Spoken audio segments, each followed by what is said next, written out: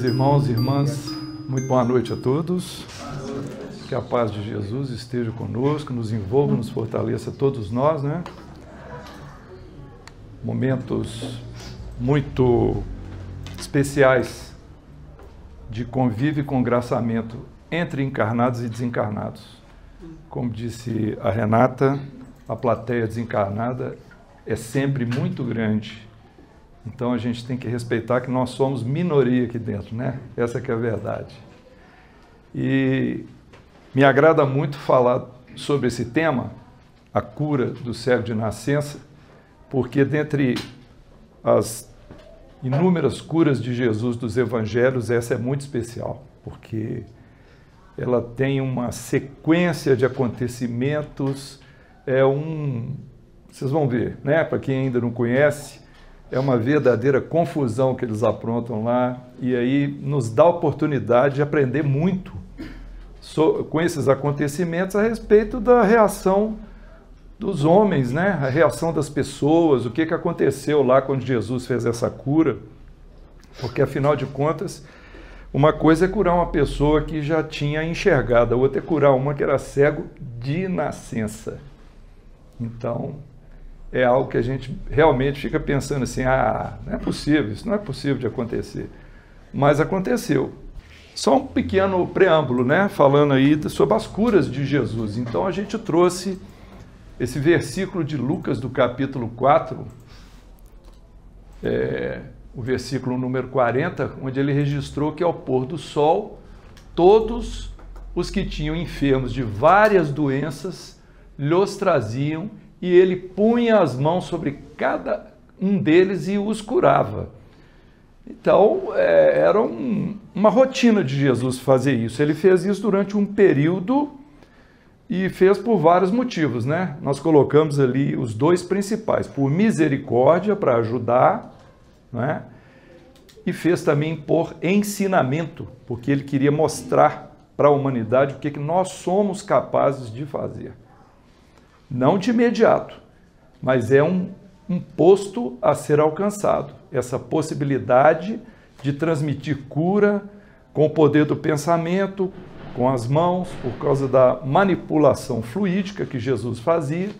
Aí nós colocamos aqui então a pergunta, né? As curas de Jesus foram milagres? Porque sempre são referidas como milagres, né? Pelo menos fora do ambiente do espiritismo, é comum a gente ouvir, né? Que Jesus fez os milagres. Mas olha só, vamos ver um pouco sobre essa palavra. O milagre vem do verbo latino mirare, significa admirar-se, maravilhar-se. Algo que aconteceu e não tem explicação à luz da ciência da época. Um fato inexplicável, algo que ninguém acredita ser possível. Teologicamente seria um ato do poder divino, contrário às leis da natureza conhecidas, ou derrogação das leis da natureza, por meio da qual Deus manifesta o seu poder. Isso soa uma coisa absurda, né? Por que Deus teria que derrogar as suas próprias leis só para mostrar seu poder? Como é que ele é superior a nós? Então, isso faz parte do pensamento humano, essa ideia de que milagre é algo que realmente está contrariando as leis naturais, né? Então, nós registramos ali mais dois pensamentos interessantes. Um dos caracteres do milagre, propriamente dito, é o de ser inexplicável. Por isso mesmo que se realiza com exclusão das leis naturais. Isso nós estamos falando fora do espiritismo, né? É tanto essa a ideia que se lhe associa que se um fato milagroso vem encontrar explicação, se diz que já não constitui milagre, por muito espantoso que seja. Então é só encontrar explicação que as pessoas falam que não é milagre mais. Então é preciso que a gente use, né, aquela sugestão ou ensinamento de Kardec, dizendo que nós precisamos ter a fé raciocinada. Sempre a gente deve usar o nosso pensamento, chegarmos às nossas conclusões lógicas para a gente aceitar os fatos que nós podemos considerar como verdadeiros. É por esse motivo que certos fatos científicos foram ou ainda são considerados milagrosos, uma vez que o vulgo desconhece as leis que regem a sua manifestação, ou desconheciam. Então, no passado, muitas coisas aconteciam que a ciência veio explicar depois e que deixaram de ser coisas espantosas ou milagrosas. Imaginemos, por exemplo, a primeira vez que alguém viu o funcionamento de um ímã atrair um metal, não é? Que força que é essa? Que energia que é essa? E coisas do gênero. Então, a ciência, quando explica, pronto, deixou de ser milagre, caiu no campo da racionalidade. Então, o desconhecimento dos mecanismos que originam os fenômenos psíquicos, mediúnicos ou anímicos induz as pessoas a considerá-los como misteriosos ou sobrenaturais. O Espiritismo fala sobre o sobrenatural? Alguém já leu alguma coisa do Espiritismo que aborda o sobrenatural? Eu nunca li. Tudo que o Espiritismo estuda, tudo que ele penetra no campo da ciência, da filosofia ou da religião, são tópicos considerados naturais. É a interação entre o mundo material e o mundo espiritual. Nós conhecemos diversas leis que regem esses dois ambientes, mas não conhecemos todas ainda. E é assim que funciona. Nós não temos a sabedoria plena, a cultura plena de tudo, mas nada de sobrenatural. E o conhecimento do princípio espiritual, ou seja, o espírito, a alma, a ação dos fluidos do nosso perispírito ou fluidos da natureza sobre a economia geral, do mundo invisível dentro do qual vivemos, das faculdades da alma, da existência e das propriedades do perispírito, facultou a explicação de fenômenos de ordem psíquica, provando que esses fenômenos não constituem mais do que os outros derrogação das leis da natureza, que ao contrário decorrem quase sempre de aplicações dessas leis. Então isso aí foi só um preâmbulo, né?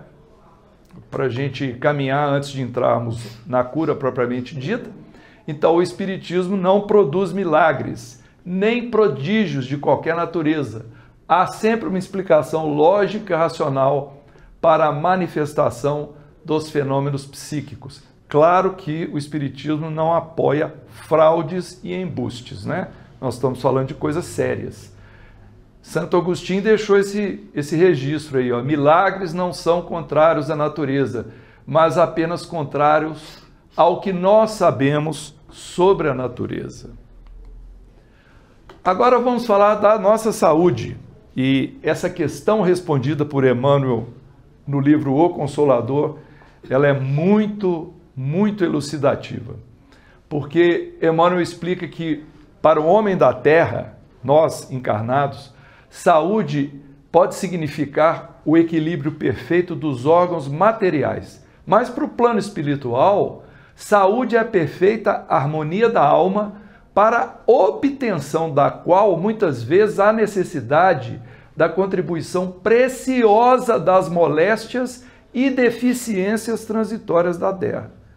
Então, Emmanuel está querendo dizer que muitas vezes, ou eu acho que acontece com todos nós, para nós alcançarmos a saúde plena, a saúde verdadeira, nós vamos ter que passar pelas moléstias e pelas deficiências transitórias do nosso corpo físico. Porque, na verdade, o mecanismo funciona assim. O espírito pensante, ele pensa, age e ele, muitas vezes, ou uma boa parte do tempo, contraria as leis divinas. Quando isso acontece, ele desequilibra-se. Ele desequilibra os próprios canais fluídicos do seu perispírito. E o perispírito é o molde do nosso próximo corpo da reencarnação. Então, muitas vezes, nós já reencarnamos com as doenças planejadas, que vêm desse passado nosso, no qual nós burlamos a lei de Deus, e assim, ao fazê-lo, nós temos que passar por um processo de depuração. Essa depuração é como se fosse uma evacuação das nossas imperfeições morais, e isso é feito pelo corpo físico. Aí vem muitas vezes os tumores, os constrangimentos que a gente tem no corpo físico, nós podemos vir com a cegueira, com a gaguez, com a mudez e outras coisas mais, tudo muitas vezes, não vamos dizer todos os casos, provocado por nós mesmos em vidas passadas. Então a nossa saúde plena é vencer tudo isso, principalmente através da mudança do nosso pensamento e das nossas atitudes, porque aí nós vamos preservar para o nosso futuro. Bom, agora vamos entrar na cura do cego de nascença. João, no capítulo 9, reservou 41 versículos para falar dessa cura. É o capítulo inteiro de João. E não sei se os irmãos e as irmãs sabem, o evangelho de João é um evangelho diferente dos outros três. É um evangelho mais espiritualizado. João sempre apresenta Jesus com um enfoque muito no campo da ação do Cristo. Então, disse que o evangelho de João é um evangelho espiritual, ao passo que os outros são os evangelhos chamados sinóticos, porque eles são muito parecidos na forma como é feita a abordagem da parte histórica ou da parte dos ensinos do Cristo pelos evangelhos. Mas vamos ver. Aqui vem algo interessante a respeito dessa cura como um preâmbulo, dizendo que em muitas ocasiões que Jesus fez as suas curas, ele agia primeiro e depois ele explicava para os discípulos o que foi que ele fez. Mas nessa passagem, a ordem ela é invertida. Por quê? Antes da gente adentrar nesse capítulo 9, quem lê o capítulo 8 vai perceber Jesus dando uma série de ensinos lá.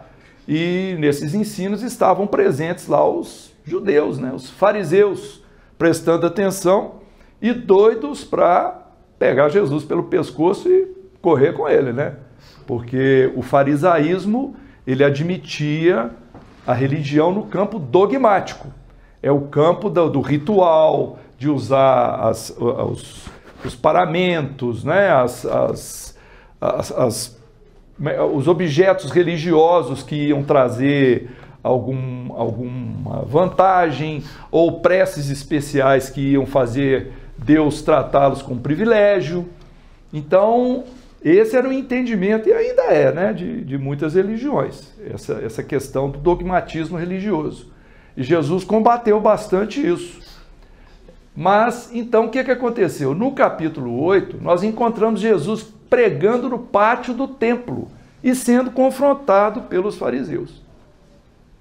E em sua palestra, nesse capítulo 8, que eu não trouxe porque senão ia ficar muito grande, Jesus revela a si mesmo, ele fala, eu sou a luz do mundo. É nesse capítulo 8 que ele fala isso. Então isso, com certeza, irritou esses fariseus demais, né? Porque eles eram aquelas pessoas que já tinham aquela religião formalizada, tinha um grupo sacerdotal, tinha os seus templos, tinha os seus paramentos, os seus objetos de adoração, e Jesus só usava a palavra, fazia as suas ações bondosas.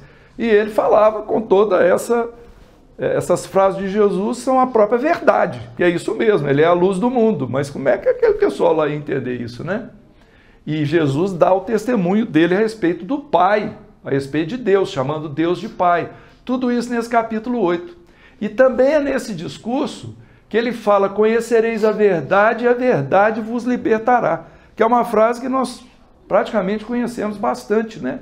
Talvez não no sentido como ela foi dita recentemente aí no meio político, mas na profundidade desse entendimento.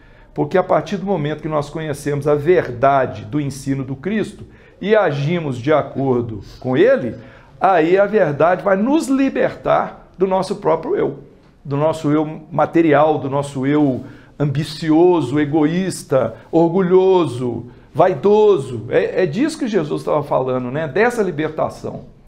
Então isso irrita, né? Essas frases, essa postura de Jesus falando de si próprio, irrita os judeus que eram céticos, dogmáticos, temosos, orgulhosos. Eles falaram que eles é que eram os verdadeiros filhos de Abraão. Só que Jesus falou, antes que Abraão fosse, eu sou. Essa frase realmente deve ter sido pisar no calo, né? Antes que Abraão fosse, muito antes de Abraão, eu já estava aqui. O livro A Caminho da Luz vem a revelação que Jesus participou da formação do planeta Terra. Então é desse Espírito que a gente está falando, que não é Deus, mas é um co-criador divino. Então tentaram apedrejar Jesus, mas ele consegue sair do templo às escondidas. Então, nesse ponto, nós vamos caminhando, né? Nesse clima, Jesus resolve deixar esse ensino teórico que ele tanto falou e fala assim, agora eu vou fazer um exemplo prático. Como se ele dissesse, não creem em minhas palavras, então vejam agora. Então a explicação teórica da lição anterior, ela levou a verdadeira luz a alguns discípulos ali presentes e ajudou-os a adiantá-los na senda da evolução. Mas certamente para alguns deles houve dificuldade de compreensão. Só ouvir aquelas palavras não entenderam, né? Então o mestre resolveu dar-lhes um exemplo vivo, nada melhor que um cego de nascença, para servir de alegoria. Também há um sentido figurado, simbólico nessa cura, né? Demonstrando, como veremos, que nem sequer a iluminação física seria reconhecida, quanto mais a espiritual que se oculta no fundo da alma. Porque nós vamos ver que muitos não aceitaram nem a cura física que ele fez, que estava ali diante de todos e foi recusada. Então, como é que, diante dos fatos concretos, não se acredita, o que dizer a respeito dos fatos que estão subentendidos e estão ocultos, né? Muito bem, então vamos começar agora com paciência, vamos caminhar no João, nos seus 41 versículos, acho que vai valer a pena. Então nós vamos ler os 5 primeiros. Passando Jesus, viu um homem cego de nascença. E os seus discípulos lhe perguntaram, dizendo, Rabi, quem errou, ou seja, quem pecou, este ou seus pais, para que nascesse cego? Jesus respondeu, nem ele errou, nem seus pais, mas foi assim para que se manifestem nele a ação, ou seja, as obras de Deus. Nós devemos executar as ações de quem me enviou enquanto é dia. A noite vem quando ninguém pode agir. Enquanto estou no mundo, sou a luz do mundo. Muito bem, então nós tiramos ali a palavra pecou, pecado, pecador, não é muito usado no Espiritismo, geralmente nós falamos errou, transgrediu a lei. Por quê? Pecado normalmente significa ofensa a Deus, como se a divindade se sentisse ofendida, né? Porque ela é imperfeita e imutável, né? Deus teria que ser imperfeito, teria que ser mutável, para ele se sentir ofendido com as nossas atitudes, né? E zangar-se com os homens, para depois perdoar os homens. Então é um pensamento completamente humanizado esse. Isso não faz o menor sentido a gente pensar dessa forma. Então nós preferimos usar o termo erro, no sentido de burlar a lei de Deus. Então eles perguntam, quem é que burlou essa lei? Foi ele o que é cego ou foi os pais dele, para que ele ficasse cego? Aí vem uma confusão que se encontra nas próprias escrituras, lá no Pentateuco mosaico. Por quê? A respeito da origem desses erros, da origem do pecado, a gente encontra em Êxodo e em Números e também no Deuteronômio o seguinte pensamento, visitará a iniquidade dos pais nos filhos sobre os terceiros e quartos. Isso é um resumo, querendo dizer que os pais pecam ou erram e esse erro vai refletir na terceira e quarta geração dos filhos, ou seja, os filhos estariam recebendo a consequência do erro dos pais. Isso era algo que se acreditava. Mas o próprio Deuteronômio, que é o mesmo livro, tem uma afirmação no capítulo 5, no capítulo 24 diz assim, não se farão morrer os pais pelos filhos, nem os filhos pelos pais, cada homem será morto pelos seus erros. Então a gente vê uma contradição de pensamento, uma hora achando que os filhos estão pagando pelos erros dos pais, e a outra hora falando o que é mais coerente, porque no Espiritismo nós temos plena segurança que nós vamos ter que arcar com a lei de causa e efeito pelos nossos próprios atos e pensamentos, não é isso? Então a qual das duas opiniões devemos nos ater, não é? Serão castigados os filhos pelos erros dos pais? ou o resgate do erro é pedido exclusivamente ao que errou? Ali estava um caso típico, um cego de nascença. Quem errou para que ele nascesse cego? Ele mesmo ou os pais? A hipótese, ele mesmo, o que ela implica? Que a reencarnação era aceita, concorda? Se foi ele mesmo que errou, então ele errou em outra vida, então já está embutida o princípio da reencarnação, como uma aceitação daquela época, que era realmente, né? Aí Jesus dá uma resposta muito interessante, ele diz assim, ele mesmo não errou. Logo, quando Jesus falou, ele mesmo não errou, ele está afirmando que ele viveu antes, está confirmando a reencarnação. Mas a cegueira atual não é o resgate de seus erros, de suas vidas anteriores. Não é kármica, portanto. Então não houve um erro lá atrás que repercutiu na cegueira do momento.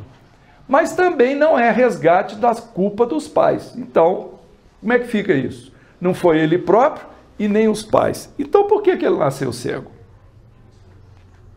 Jesus respondeu, nem ele errou, nem seus pais, mas foi assim para que se manifestem nele a ação de Deus. Ou seja, aquela cegueira era uma experimentação ou provação.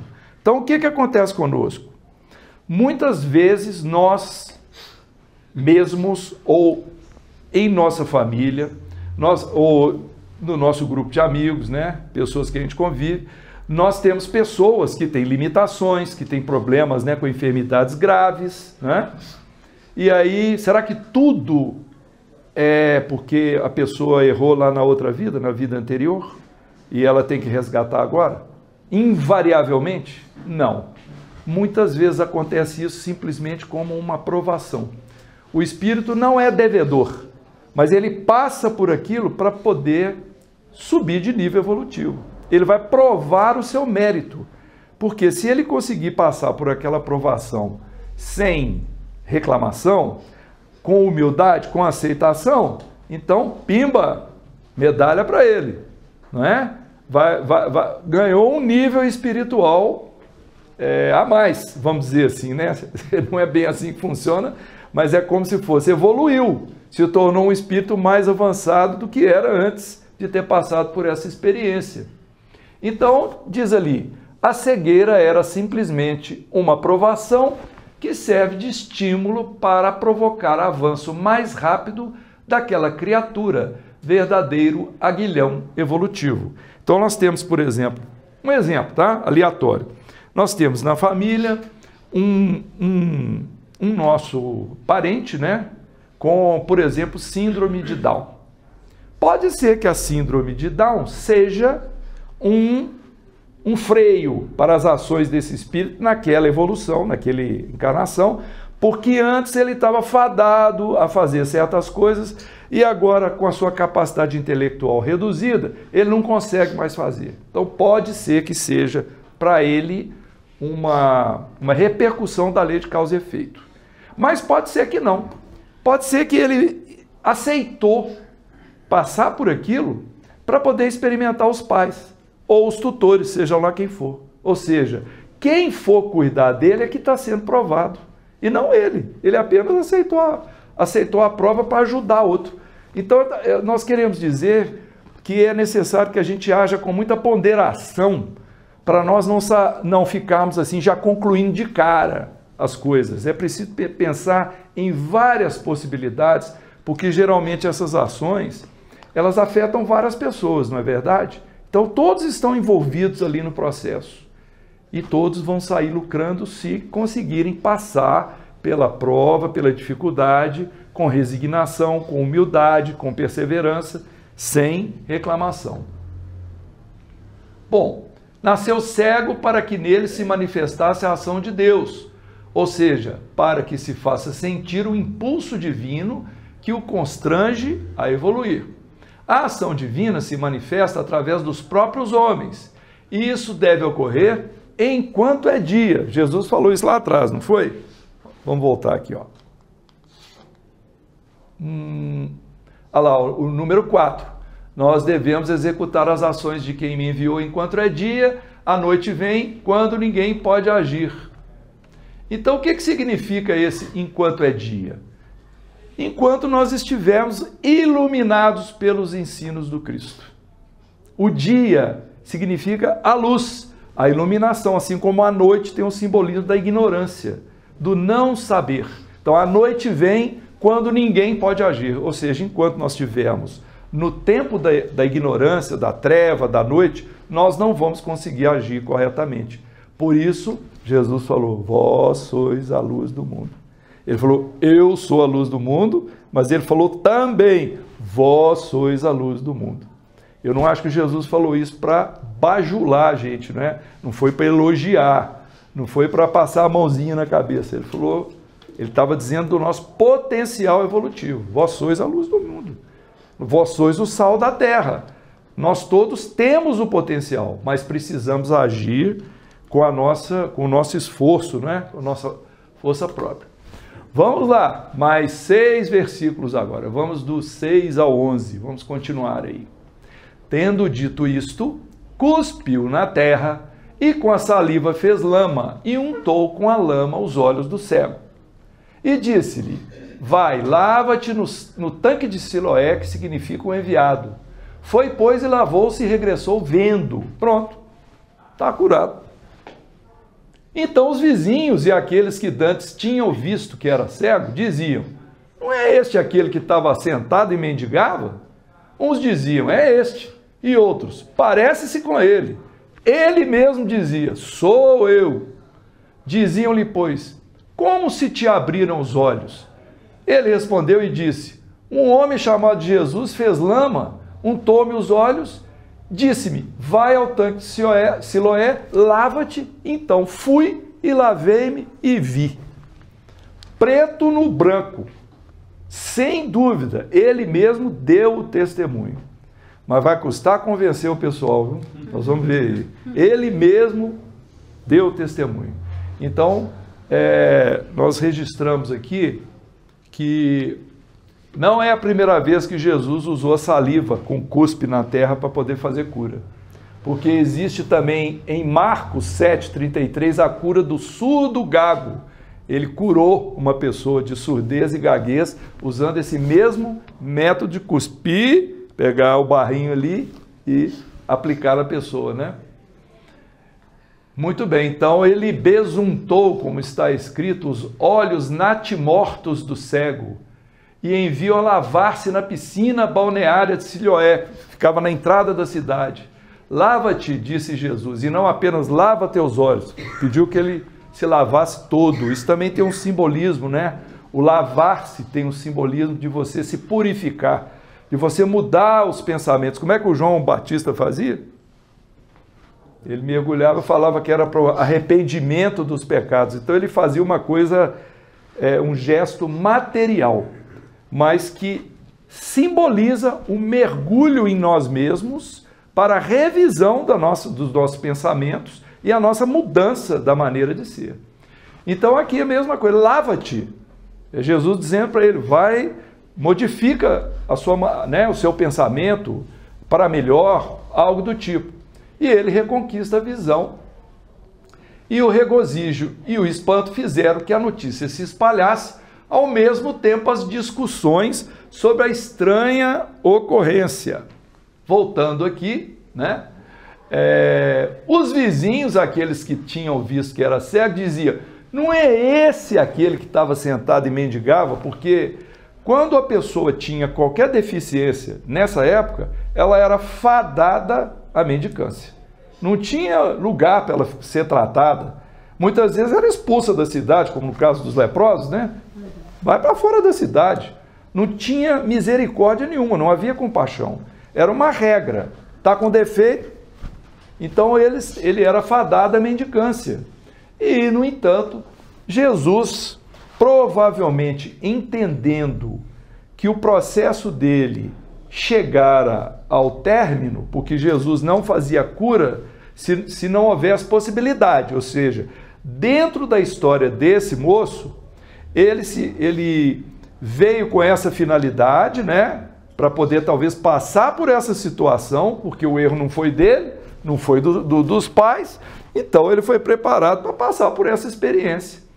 E aí, ele, digamos assim, né? Ele vai passar ainda por alguns dissabores, né? E as pessoas falavam, parece com ele, quer dizer, tinha gente que não estava nem acreditando, porque também talvez porque ele fosse pouco observado, era só um mendigo ali, então ninguém prestava muita atenção nele. Parece com ele, não é esse que foi curado? Acho que tinha um mendigo aqui, né? Que era cego e tal. Como se te abriram os olhos? Então ele dá essa resposta, que como eu disse antes, é uma resposta muito clara. Veio um homem chamado Jesus, fez uma lama, pôs nos meus olhos, mandou tomar um banho, eu me lavei e vi. Ponto. Agora vamos ver a continuação dessa novela, né? Perguntaram-lhe, onde está ele? Respondeu, não sei. Perguntando a respeito de Jesus, né? Cadê o que te curou? Não sei. Levaram aos fariseus o que dantes era cego. E era sábado quando Jesus fez a lama e lhe abriu os olhos. Tornaram, pois, também os fariseus a perguntar-lhe como vira. E ele lhes disse, pôs-me lodo sobre os olhos, lavei-me e vejo. Então alguns dos fariseus diziam, este homem não é de Deus, pois não guarda o sábado. Diziam outros, como pode um homem pecador fazer tais sinais? E havia divergência entre eles. Tornaram, pois, a dizer ao cego, tu, que dizes daquele que te abriu os olhos? E ele respondeu, que é profeta. Então vamos devagar. Perguntaram, onde está ele? Onde está Jesus? Não sei. Aí tem um simbolismo também. Conseguem perceber o simbolismo? Onde está o Cristo? O Cristo está em algum lugar material fixo. É difícil a gente querer fazer o infinito ficar finito, né? O inexplicável ser explicável. Então, quando pergunta onde está ele, é como se fosse perguntando para o nosso coração, onde é que está o Cristo? Então, o que a gente vai responder com isso? Está aqui dentro, né? Mas não sei. Então, é uma resposta coerente. Levaram aos fariseus o que dantes era cego. Aí entrou no campo dos que eram os proprietários de Deus, que se diziam proprietários de Deus. Eram os fariseus dogmáticos, que acreditavam que fazer oferendas, rituais, usar paramentos, objetos de adoração, pronto, estavam em dia com Deus, com esse Deus que olhava só para eles, não é? Aí esses fariseus iam fazer a revisão da matéria, né? Jesus fez uma cura e eles levam para os fariseus certificarem o processo. E era sábado. Qual o problema do sábado?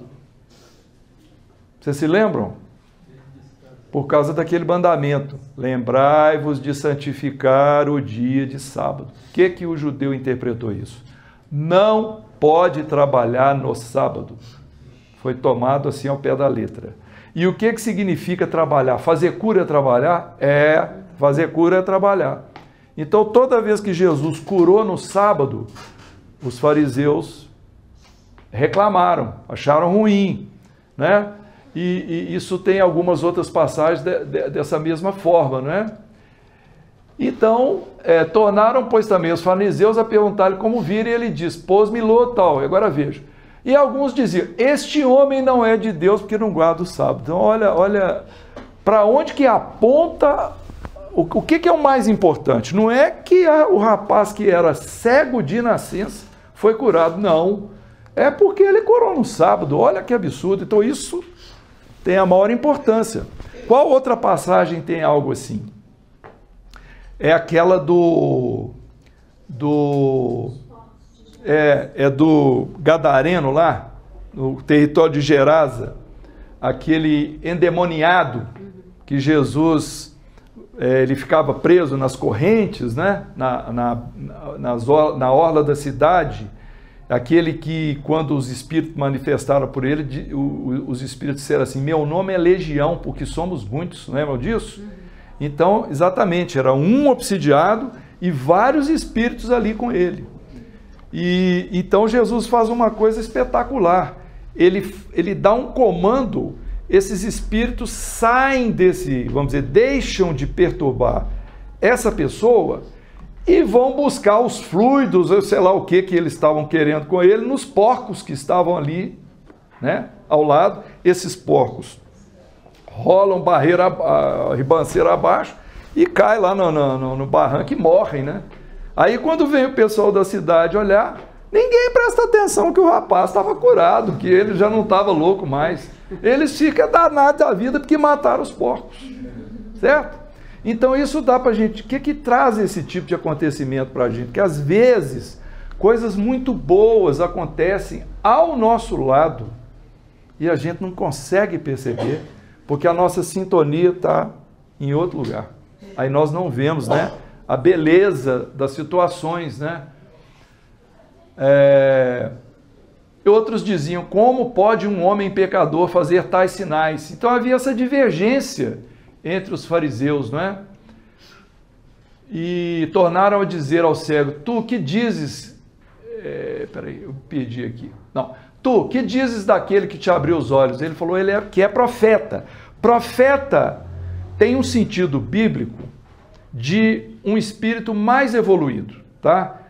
Muitas vezes é tratado também como se fosse um médium, mas digamos, a melhor interpretação é um espírito evoluído acima da média, ou seja, então o próprio que foi curado, concluiu que Jesus era um espírito avançado, né? Onde está aquele que te curou? Não sei. Os vizinhos agarraram o homem e deliberaram levá-lo aos chefes da religião, os fariseus todo-poderosos. Os fariseus quiseram saber como foi. Aí ele explicou, o negócio do lodo, do banho e tal. Depois perguntaram, quando foi? Ele respondeu, hoje, sábado. Pronto, aí danou. A maravilhosa cura torna-se sem importância diante do sacrilégio da quebra da regra. É proibido trabalhar no sábado. Isso no entendimento farisaico, porque é um dogma. Dogma é algo que é aceito como necessário, verdadeiro e não pode ser refutado. Fim de papo. Aí nós colocamos onde está, né, lembrai-vos de santificar o dia de sábado, mas guardamos as palavras de Jesus que foram registradas em Marcos 2:27. O sábado foi feito por causa do homem e não o homem por causa do sábado. Jesus dizendo que nós não devemos nos ater e nem ficarmos acorrentados nessas questões dogmáticas. Por isso que a gente precisa conhecer a verdade, porque a verdade vai nos libertar. Nós não vamos ficar presos. Vou tocar num assunto aqui, não quero que seja ferida para ninguém, tá? Desculpa, não é nosso interesse. Espírita guarda a data? O Espiritismo manda a gente guardar a data? Vou dar duas respostas, sim ou não? Tá um não assim meio discreto, né? É não, não. Nós não somos solicitados a fazer tal regime, por exemplo, na Sexta-feira Santa, ok? Por que isso? Tem uma explicação para isso. Tem uma explicação. Por quê? Porque nós entendemos que a não ingestão de carne é mais uma questão de opção da pessoa. Se ela quer evoluir como espírito, ela ir desprendendo da alimentação pela carne. E não, porque tem um Deus lá tomando conta e vai dizer, olha, se você comer carne, você é pecador. E a gente, na religião, a gente se sente constrangido com isso. Quando a gente passa por essa religião. Como eu passei, ficava constrangido, não pode comer, hoje não pode, cuidado, não come.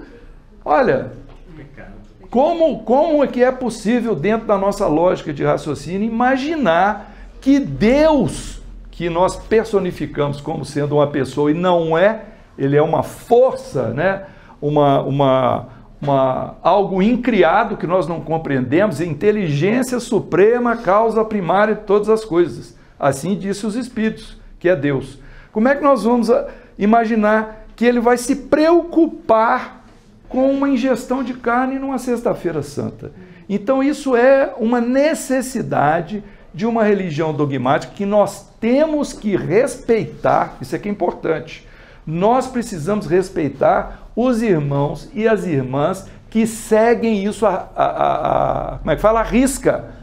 Isso precisa ser respeitado porque é a necessidade de cada um. Nós não temos direito de chegar e falar, não precisa disso não, isso é bobagem. Não, cada um age de acordo com a sua consciência e respeite a religião, a religiosidade do outro. Então nós queremos dizer, nesse sentido, Jesus falou, o sábado foi feito para o homem, e não o homem para o sábado. Nós não temos que ficar preso a essas regras dogmáticas que muitas vezes vão nos sufocar, né? Então alguns lá concluíram, ele não é de Deus, porque ele fez a cura no sábado. Olha, bela conclusão, né? Outros ponderaram, mas se ele não fosse de Deus, não teria curado. E pedem a opinião do próprio cego. O cego fala, não gente, ele é profeta, ou seja, ele é evoluído. Vamos continuar? Bom, vamos lá. Aí vamos complicar um pouco mais aqui, né? Os judeus, porém, não creram que ele tivesse sido cego e que agora visse, enquanto não chamaram os pais do que agora via. Aí chamaram os pais do rapaz. E perguntaram-lhes dizendo, é este o vosso filho que vós dizeis ter nascido cego? Como, pois, vê agora?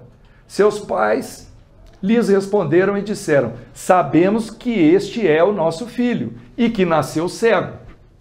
Mas como agora vê, não sabemos. Ou quem tem aberto os olhos, não sabemos. Tem idade, perguntai-lhe a ele mesmo. Ele falará por si mesmo. Seus pais disseram isso, aí João explica, porque temiam os judeus, porquanto já os judeus tinham resolvido que, se alguém confirmasse o Cristo, fosse expulso da sinagoga. Por isso é que seus pais disseram, tem idade, perguntai-lhe a ele mesmo. Eu acho que se os pais pudessem, eles iam falar, não, esse não é nosso filho, não. Deixa eu falar. Quem que é ele? Não conheço, não. É a preocupação com o social e não com a verdade que está no íntimo, né? Então vamos ver aqui o que nós anotamos. Os fariseus se perguntaram, seria mesmo esse homem cego de nascença? Vamos ver com os pais. Natural que eles fizessem isso, né? Natural. Será que ele era cego mesmo? Vamos lá conferir. É uma ação como se fosse de detetive, né? Mas os pais, acovardados pelo medo da excomunhão, respondem, pergunta ao nosso filho, ele tem idade suficiente para responder. A excomunhão implicaria isolamento, hostilidade, vergonha e discriminação. Percebemos nesse trecho o efeito opressor com que muitas vezes age a instituição religiosa, ameaçando psicologicamente seus adeptos com a expulsão, abandono, proibição, preconceito. O Cristo jamais agiria assim, jamais impôs os seus ensinamentos, acolheu e ajudou pessoas de todas as classes sociais, sem acepção de preferências ou ideologias. Na verdade, Jesus disse assim, se alguém quiser me seguir, negue-se a si mesmo, tome a sua cruz e siga-me. Livre-arbítrio nosso.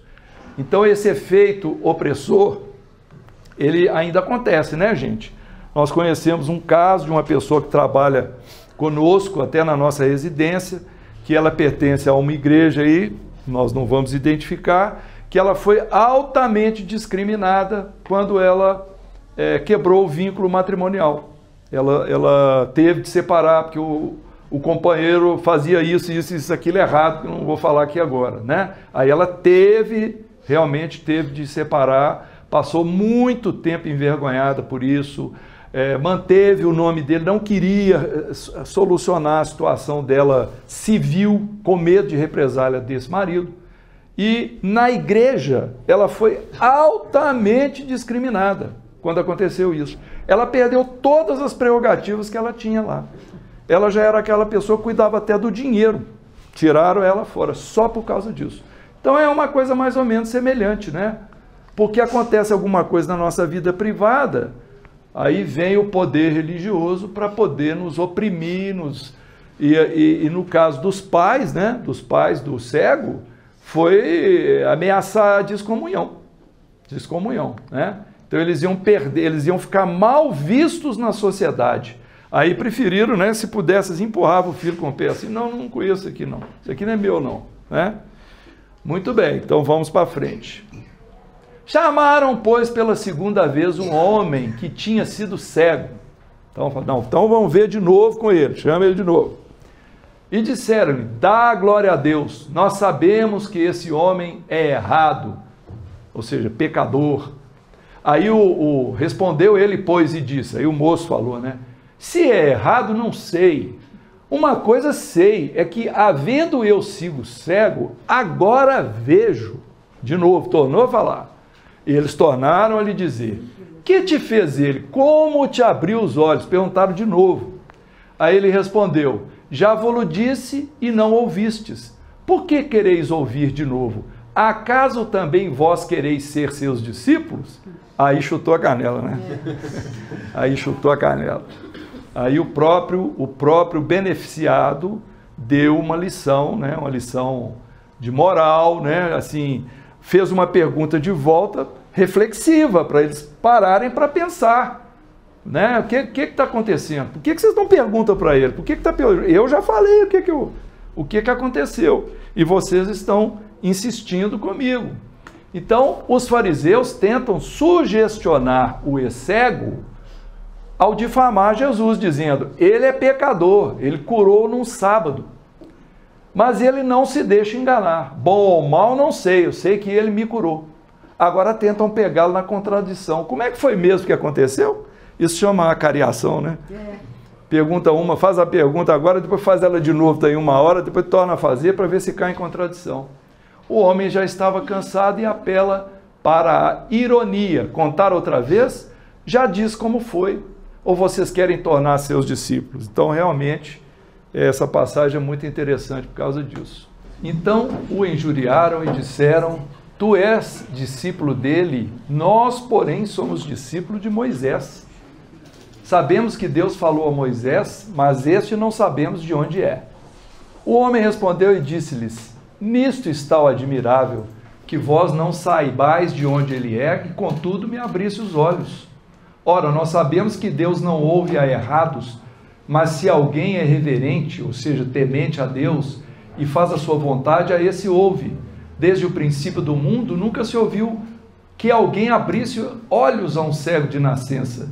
Se este não fosse de Deus, nada poderia fazer. Responderam eles e disseram-lhe, tu és nascido todo em erros e nos ensinas, e expulsaram-no. Então, finalmente, culminou com a expulsão do homem que foi curado da cegueira, né? Expulsaram ele do templo. E então nós vemos aí um discurso completamente orgulhoso, né? Você é discípulo dele, mas nós somos discípulos de Moisés, né? Isso é a famosa carteirada, né? Que ele tomou. Então, diante da ironia, os fariseus apelam para a injúria e orgulho. Somos de Moisés, mas esse de onde vem? Realmente, o carpinteiro não possuía credenciais, nem títulos, nem submissão a eles. Valores e fatos nada adiantava aos fariseus. O cego diz com sarcasmo, eis o admirável, vocês não sabem de onde ele é, mas ele me abriu os olhos. Os fariseus, confirmando o entendimento da reencarnação, nasceste em pecados e pretende ensinar-nos. E acabam expulsando-o do templo, pois se tratava de testemunha incômoda, cuja presença atestava a impotência dos fariseus sobre aquele carpinteiro que os deixava perplexos e sem saída. Então Jesus ouviu que o tinham expulsado e, encontrando-o, disse-lhe, crês tu no Filho do Homem? E ele respondeu e disse, quem é ele, Senhor, para que nele creia? E Jesus disse, tu já o tens visto, e é aquele que fala contigo. E ele disse, creio, Senhor, e prostrou-se diante dele. Então, aí Jesus se revelando, né, como Cristo, para esse que foi agraciado com essa cura. Quando crês tu no Filho do Homem é uma expressão do hebraísmo, da língua hebraica, que Jesus referia a si próprio como sendo aquele que se humanizou, que é divino, mas se humanizou. E então tem essa revelação, não é?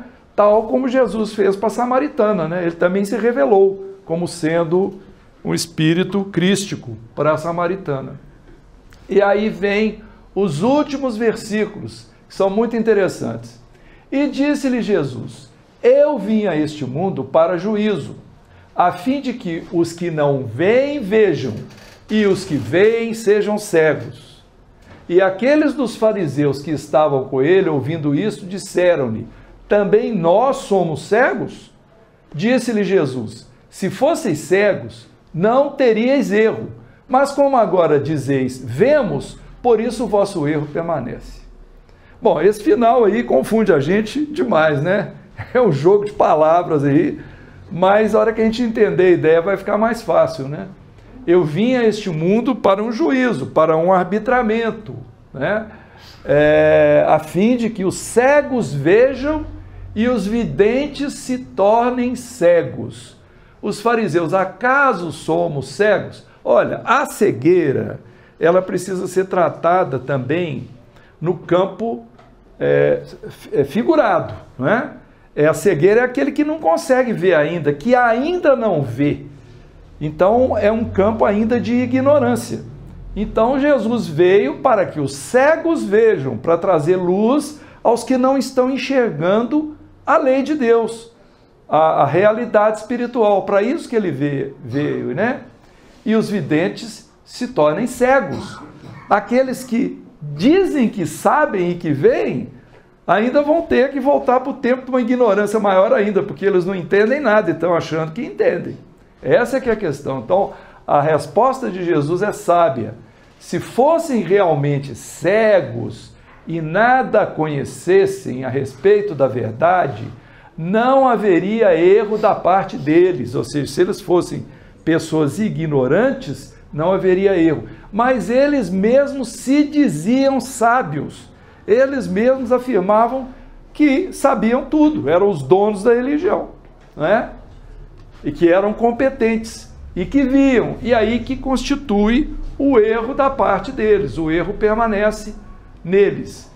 E aí Jesus manda que esse moço, né, que foi curado, se lave na piscina de Siloé, ou seja, manda que mergulhe, é o sentido do batismo, né, nas águas, ou seja, na interpretação alegórica da doutrina. Esse mergulho é um aprofundamento em nós mesmos, é um aprofundamento que a gente faz na letra, tirando o sentido dela para nós aproveitarmos o ensinamento verdadeiro e não simplesmente ficarmos presos à letra como se fosse coisa milagrosa, né? Podemos também interpretar como um ensino o cuspir na terra, ou seja, esse cuspe na terra e faz ali o barrinho, né? Só através da encarnação, do mergulho da essência crística na matéria, e especialmente depois que se lavou, mergulhando nos ensinos alegóricos do enviado do Pai, é que o espírito pode evoluir. Então, o cuspe na terra é o espírito se unindo à matéria. É um simbolismo apenas, né? E mostrando que quando a gente mergulha nesses ensinos, nós conseguimos evoluir. Mas se a gente ficar apenas com a visão pelo aspecto literal, lembrar de santificar o dia de sábado. Então eu não posso trabalhar sábado. Então isso é uma interpretação literal falsa. Porque lembrar de santificar o dia de sábado, na verdade, quer dizer, reserve um dia, reserve um tempo para a sua santificação. Reserve um tempo para pensar em Deus. Reserve um tempo para fazer suas orações, para fazer suas boas ações. Esse é que é o sentido, né? Então, o homem chamado Jesus fez lama, ou seja, misturou a centelha divina com a matéria, plasmou o corpo físico, isso é tudo simbolismo. Ungiu-me sobre os olhos, ou seja, cristificou minha capacidade intelectiva, né? Abriu meus olhos, ordenou-me que me lavasse, ou seja, mergulhasse nas águas na interpretação alegórica da doutrina, para a gente entender pelo simbolismo das coisas o real significado, e de Siloé, do enviado do Pai, o Cristo interno. Então, onde está ele? Lembra aquela pergunta? Onde está Jesus? A resposta só podia ser que foi dada, não sei. Como saber onde se encontra o infinito? Onde se situa o eterno? Onde se aloja o limitado? O círculo farisaico deseja cercear a liberdade dos humildes, onde o fanatismo quer obrigar as pessoas a obedecerem aos seus preceitos, por mais ilógicos e absurdos. Mas a experiência vivida não intimida. Fui cego e agora vejo. Eu era ignorante, mas agora chegou a luz para mim. Então a iluminação ela vem resultante dessa ação crística, da atuação da graça e do mergulho, que é a atuação pelo livre-arbítrio. Como a criatura obedeceu, ela recebeu por castigo a expulsão do templo externo das personalidades. Então foi muito bom, né? Porque o castigo dela foi ser expulso de um convívio que não era um convívio bom para ela, né? Quando se diz as personalidades, são aqueles que estão preocupados com a vida aqui na matéria, onde os valores materiais é que têm importância. Os valores espirituais são secundários, né? Como recompensa, o Cristo se revela somente a ela. O Cristo, cada vez que se revela a uma criatura, produz inesquecível efeito, mas esse efeito produz uma dicotomia. Aí vem aquela frase lá do final. Os que não veem, os que são cegos, tornam-se videntes, iluminados pelo Cristo.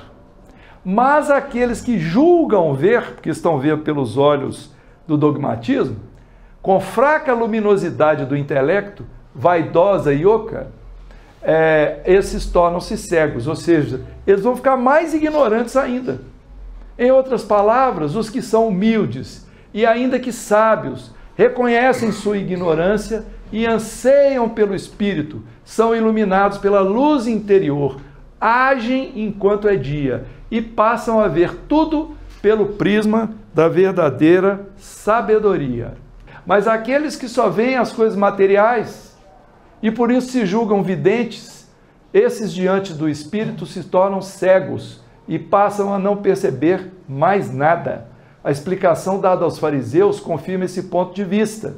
Por isso, permanecem no erro, ou seja, continuam a vaguear por tempos intermináveis nas sendas ilusórias do mundo físico da personagem, presos à roda das encarnações. Então são as reencarnações, os ciclos reencarnatórios com espíritos que se recusam a evoluir, se recusam a aceitar a sua espiritualização, ficam só nas questões materiais e dogmáticas, quando muito, né, se ligam à religião, porque muitas vezes nem isso fazem, e vão permanecer várias vezes retornando à Terra, reencarnando, sem conseguir evoluir. Por isso vem o aguilhão evolutivo, que são as enfermidades, são os ambientes onde a gente reencarna. Isso muitas vezes é feito, o espírito sofre, mas é justamente para impulsioná-lo à evolução.